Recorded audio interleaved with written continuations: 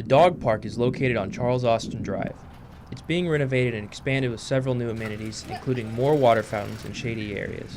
I'm looking forward to coming here whenever it opens so I can take her around and let her get some exercise and get her energy out and stuff like that.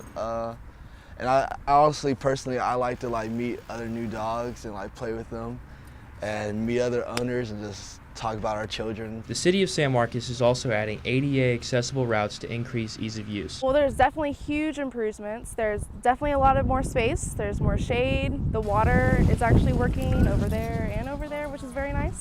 The additional space will promote grass growth and let the city perform regular maintenance. For Bobcat Update, I'm Tyler Jackson.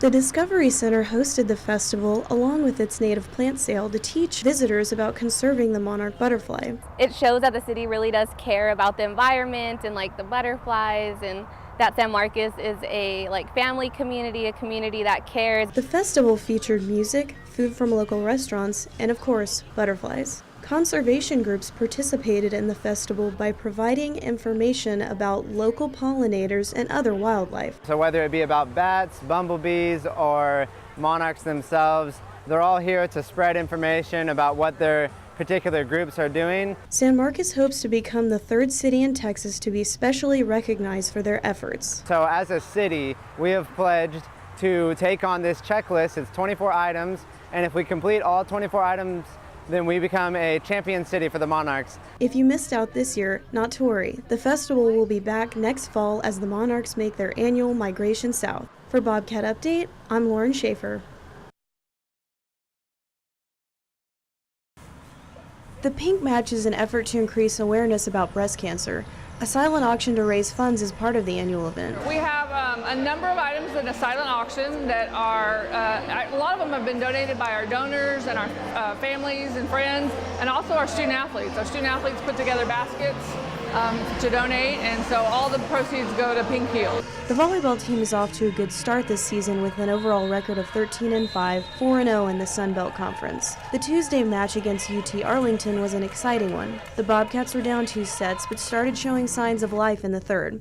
The Bobcats came back to defeat UTA 3-2. So for them to come back and for us to be successful both ways, helping people as well as on the court, that's all we could ask for. The next home game will be October 12th.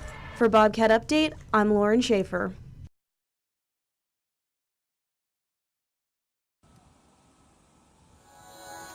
Well, when I initially saw it for the first time, it was like no place I've ever seen. I've never seen water this clear in Texas.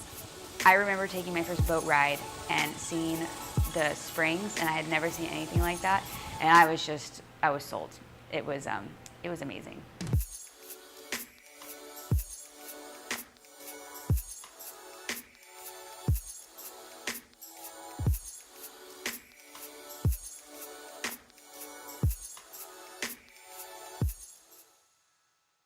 Being on the water all day and seeing all the animals, the aquatic life, and then finding out all the endangered species we have here. This is the only environment that they live in, and if it wasn't managed properly, they would become extinct. The Texas blind salamander lives in the Edwards Aquifer. It looks like an alien. It's got, long little tentacles. And he's pretty cool.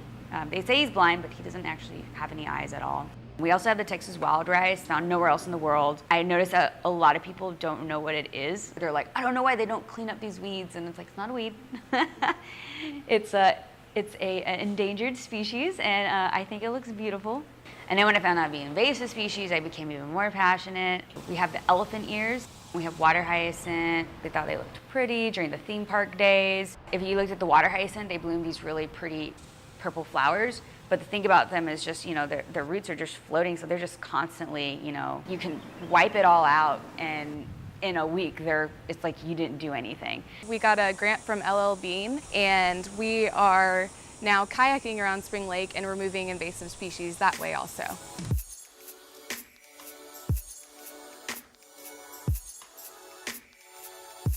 Glass bottom boats, they're historic. They've been here for over 70 years now, and they really offer a unique view of Spring Lake. So this is a real accessible way for the general public to come and enjoy and learn about, why this place is important. And they also learn about good water conservation and what it means to be a good steward. A lot of places in the world are stressing that water is something that we should be very cautious with, and the Edwards Aquifer provides water for, I believe it's about 2 million people in San Antonio. It's really important that we're good stewards of this resource and protect it as much as possible. It's all connected. The recharge zones go into the aquifer, which come out into the lake, which then, provide the water that these endangered species live in, that we swim in, that go out into the Gulf and then go into the ocean. I mean, it's really affects everything.